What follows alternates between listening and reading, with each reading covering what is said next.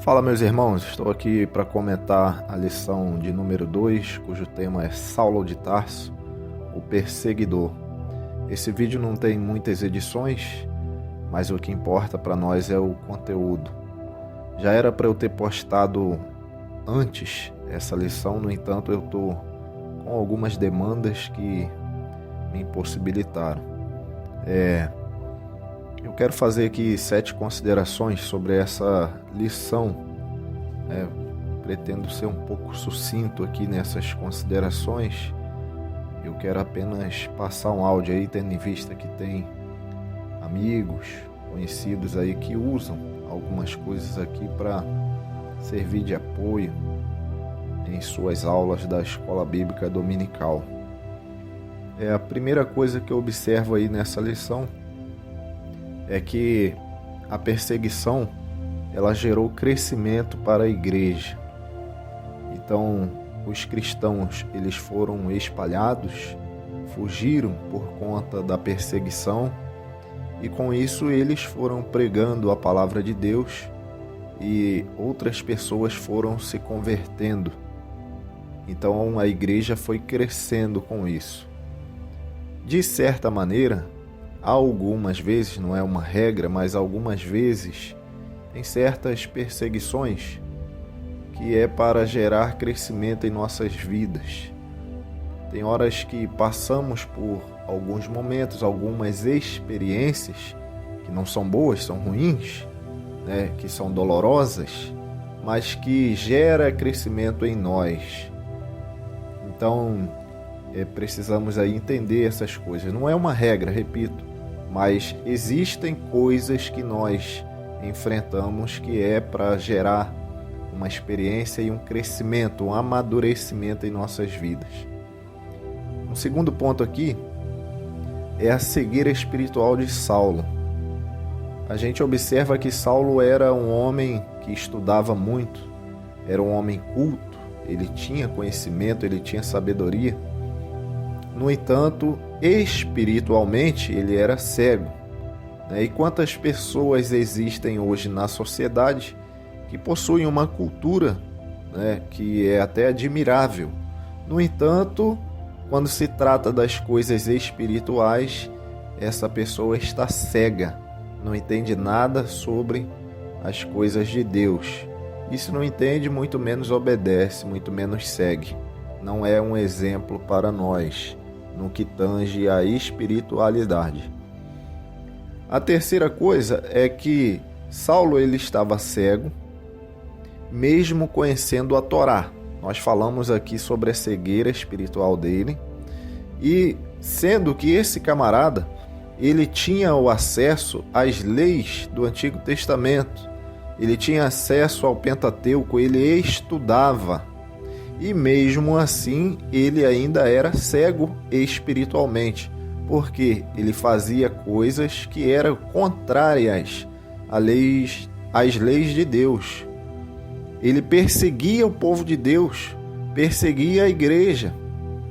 Então, não se espante se você observar alguém que tem acesso às leis de Deus, tem acesso às escrituras sagradas, que estuda as escrituras sagradas e mesmo assim ainda continua cego ou cega espiritualmente.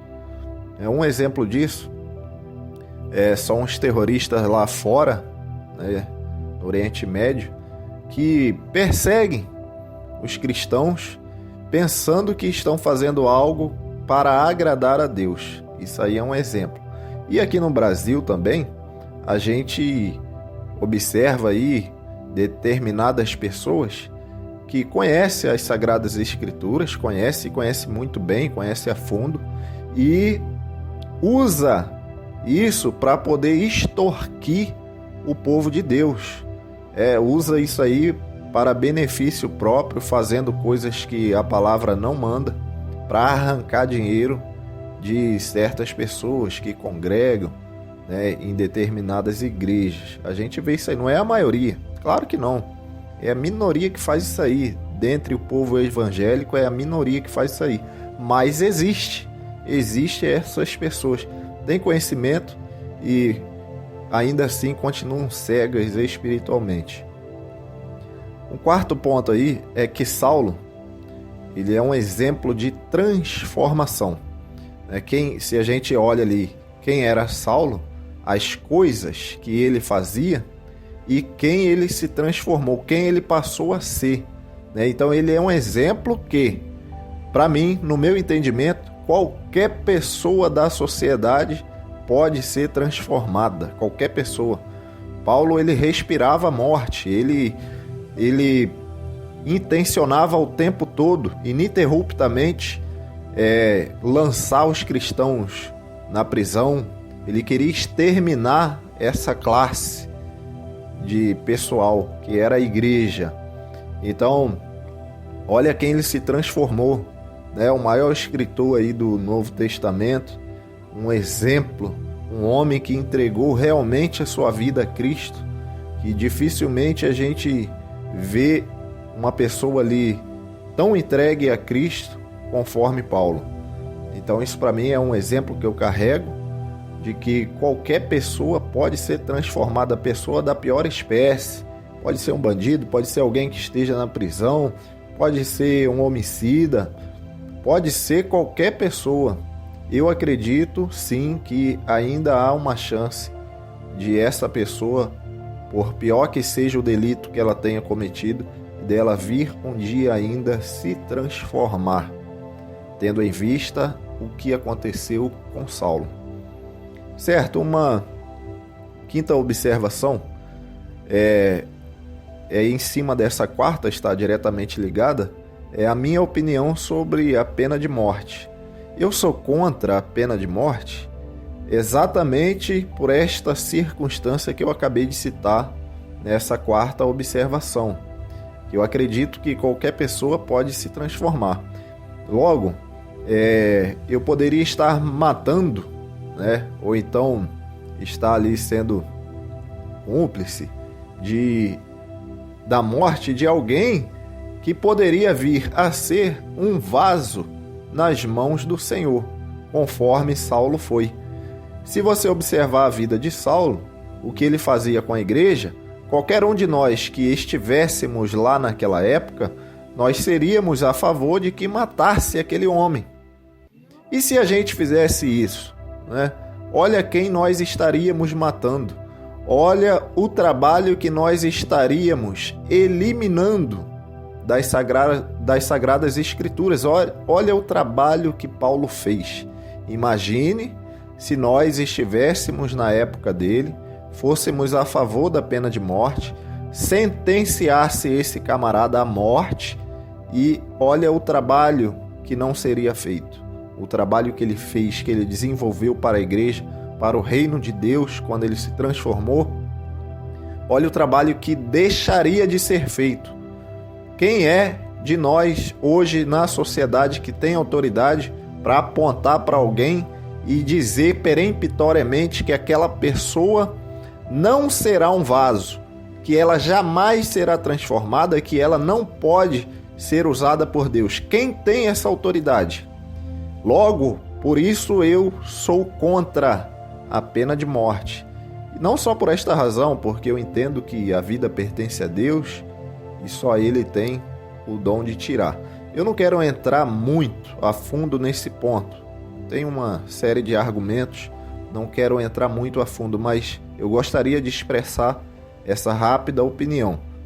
No meu entendimento, se a pena de morte resolvesse o problema da sociedade, o dilúvio teria resolvido, porque o dilúvio foi a maior pena de morte vista já pela humanidade. Na história da humanidade não houve uma pena de morte tão grande, em proporções tão colossais conforme foi o dilúvio. De uma só vez, Deus exterminou toda a raça humana, deixando apenas 8 seres humanos na Terra. E olha só o que aconteceu. Olha aí como é que está a sociedade. Não adiantou nada.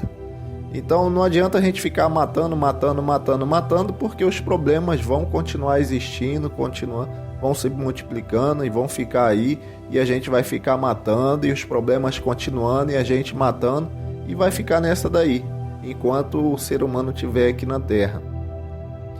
Então, eu não sou muito a favor disso. Apesar de entender, né, a fúria de algumas pessoas pela justiça, né, a sede pela justiça em determinadas ocasiões, mas a minha opinião é que eu sou contra, né? A sexta observação é a erudição de Saulo e a erudição de Estevão. A gente observa aqui na lição, aqui no segundo subponto do segundo tópico, o comentarista aí fala sobre isso. E aqui vai aqui uma observação é que o seguinte, conforme eu falei aqui em outro tópico, que Saulo ele era um homem muito conhecedor, um homem culto, né? Então, isso aí, irmãos, a gente vê ali também a erudição de Estevão e a erudição de Saulo. Ou seja, a erudição de Estevão era uma erudição, era um conhecimento, era uma sabedoria que vinha do céu, vinha do alto, né? Ela era voltada para as leis do Senhor.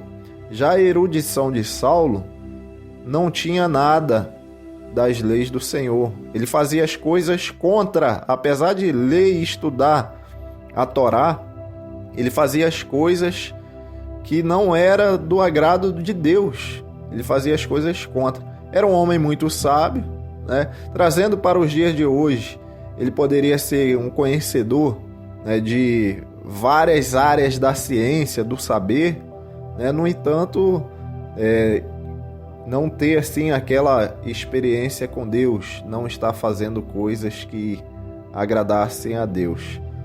E por outro lado, a gente vê a sabedoria, a verdadeira sabedoria, estava com Estevão, um homem ali poderoso nas sagradas escrituras.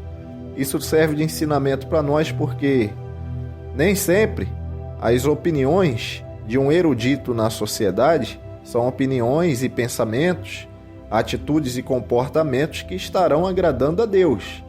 Saulo era um erudito, mas quem fizesse o que ele fazia não estaria agradando a Deus.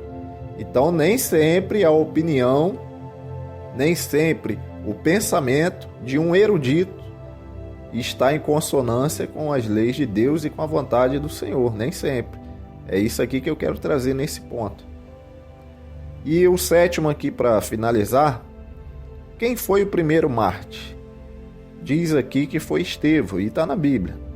Mas João Batista não morreu antes de Estevão? Como é que você responde essa pergunta aí? Quem foi o primeiro mártir? Foi Estevão ou foi João Batista? João Batista aparece ali no Novo Testamento e ele teve a sua cabeça cortada. Ele morreu antes de Estevão. E agora?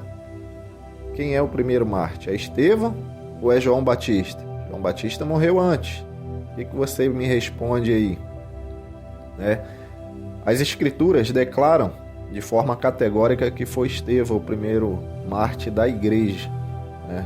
João Batista morreu antes, porém, o fundador da igreja é o próprio Cristo. Depois, os apóstolos, os discípulos, dá sequência ao nascimento da igreja. Mas quando João Batista ele morre, Jesus ainda estava iniciando, o seu ministério, estava no processo ali da fundação da igreja. Por isso que a igreja, o Estevão, ele é o primeiro mártir da igreja, porque na verdade João Batista ele morre antes da fundação da igreja do Senhor Jesus Cristo. Meus amados, Deus abençoe a cada um em nome de Jesus.